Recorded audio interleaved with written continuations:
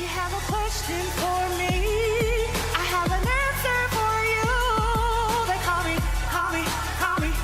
Swisyzinna, Swisyzinna.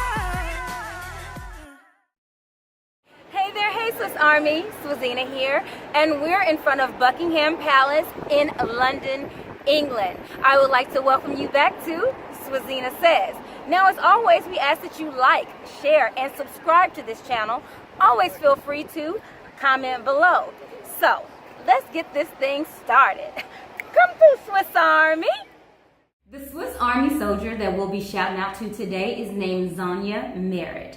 Zanya is a Dallas actress who is known for her role as Gabrielle in Lady Luck.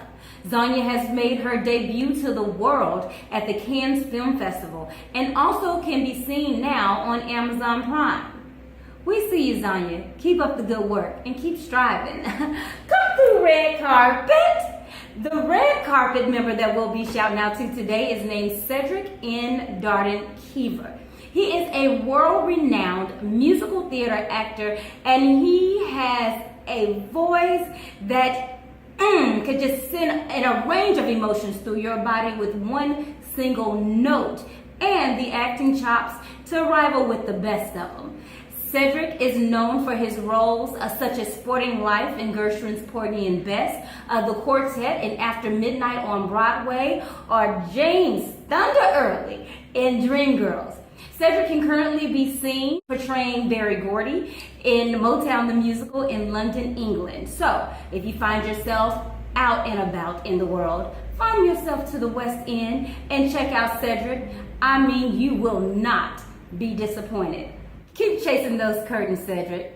They look good on you. I think somebody's trying to tell me about it. Okay, guys, just so you know that we're on the road. I just have to put that little snippet in there. So there are no actual letters for me to open up. Everything will come off of my phone, so everything has been inboxed or electronically sent to me, one way or the other. So here we go. Hey, Swisyzinna. Hey. I went to the store a few weeks ago, and there was a white family that was homeless sitting outside. They had two small children, and they had signs saying that they were hungry. So I went to purchase hot food for the family, and the mom and dad refused to take it. So I figured they didn't want it. So I handed the food to the children. The parents became visibly upset, so I left. As I was leaving, a white lady came behind me and gave them food, and they were excited and filled with joy. So my question is, should I be offended or that they're being racist, or should I just let it go because they're homeless? So I can only assume that you're ethnic. I won't assume what ethnicity it is, but you apparently are not white. Can you be offended? Yeah, of course. You could be offended if you...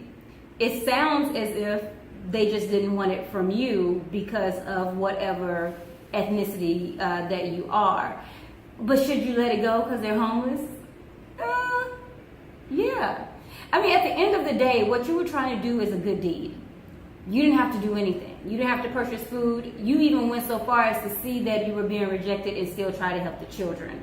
So, can you be offended? It's natural. Your feelings are valid. I can never tell you, no, you shouldn't be offended. I would be offended, of course. But at the end of the day, if they have that much pride in them that they're sitting outside with signs saying they're hungry, yet they want to be picky about who they take the food from, they have bigger issues than being homeless. You did your part. So I want everyone to remember, you don't do things for people because you're waiting on some sort of accolade. You do things for people because you're just doing it out of the goodness of your heart. So you should be able to walk away and say, I did my best, I tried. That's all you can do. Offended? Sure. But let it go. Not because they're homeless, but because they have larger issues than just that. Hope I helped. All right, so let's move on to our next question. Guys, it's so weird for me not to open up.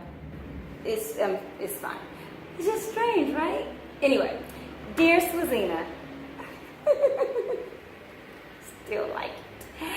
I've been with my husband for 10 years, and we are considered the power couple. But behind closed doors, he is verbally, mentally, and physically abusive. And it's so hard to walk away because I like the attention from people, from the people we inspire. But now it's getting worse. And I want to leave, but I also want to make it out alive. Please tell me where to start. Sincerely, I can't take it anymore. Okay.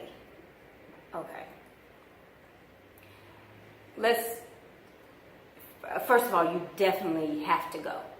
We know that. The amount of abuse that's happening in your life is massive. And there's no amount of abuse that's too little. But this is way too much. Okay? Being the power couple has really taken over society and what people think is okay and what's not okay. People only see what you're allowing them to see. And you're allowing them to think that everything is okay. You're not a power couple. You're being abused. You're being hurt. That's a facade. That's as real as Facebook. Okay? And we know that's not the truth. So your question was, when do you need to get out, or how can you get out and you want to get out alive? Leave. While he's at work. While he's in the shower. While he's sitting on the toilet. While he sleep. Leave. You can do it one of two ways. If you feel like you need to take things with you. I don't know your situation, but based on the way you said, I want to leave, like I want to get out while I'm still alive, it seems a little bit more urgent than material things. But let me just cover both ways just in case. Okay? If you feel like you need to take things with you, I don't know if you have children, I don't know what's going on, then my suggestion is going to be, when he gets up for work in the morning, if y'all get up and leave out at the same time, then you get up and you do things as normal. You get up, you get dressed, you make breakfast. It sounds really, really cookie cutter like that. So you do all the things that you would normally do in the morning and you let him leave. You give him about an hour to be gone. And you take what you can take and you give yourself about an hour to get out. And when you get out, you get rid of everything. You get rid of your phone. This is a whole process. You need to get a new phone. You need to throw that phone away because you don't know if there's a locator on it or anything like that. You don't need to make any phone calls to anyone and let them know that you are coming. You just need to go. And I say that to say, because a lot of times I know you got your own family and I know you got your own friends, but people, if you're really looked at as a power couple, people don't really understand what's going on behind closed doors. So they might look at you and go, oh my God, you got the perfect marriage and I don't want you to mess this up, and they feel like they're helping you. And he calls someone and says, do you know where she is and where is she? And they say, oh, she's on her way over here. And he beats you to where you're going. That's how serious it can be. So you need to be putting some things in order. If you have children, you need to go to the school and you need to say, just pull them out that day. You need to go, everything needs to happen without warning. No one should know ahead of time. You shouldn't be making plans with other people. All you can do at this point is trust yourself, and wherever you go and wherever you show up, then you can explain once you get there and let that be a safe haven. If you're not sure about the people that you're around and if they're going to tell somebody, whether it be family, friend, cousin, you need to plan on being at a hotel. And you need to go to the bank and you need to withdraw your money same day, and you don't need to use your cards. And I know it sounds like a lot. Some of you listening, it may sound like really dramatic, but at the end of the day, if it's life or death, these are the things that will save you. So I want you to get help and I want you to be safe. And if you feel like that's not going to work, if you feel like you don't even have that kind of time, then you have to take your time. And that means in the shower, while at work, like when you go to sleep, like immediately, in the bathroom, where you just like, I'm just going to take what I have on and my slippers and I'm going to grab these keys and I'm going to go. But you have to go. I could probably talk about this way longer because there's so many things that's running through my head right now and so many things I feel like I need to tell you. So what I will do is, once this is posted, I will comment in the bottom myself and go into a greater detail, go back and look at it and see anything that I've left off that you need to know. But I want you to leave. I need you to leave sooner than later. I hate that I was on hiatus and waited for this question. I feel like you could have needed the answer sooner. But when you get this, please leave immediately. All right? We love you, and your safety is what counts the most. And now, there's no box. There's no soapbox. There's no physical soapbox. But we do have me.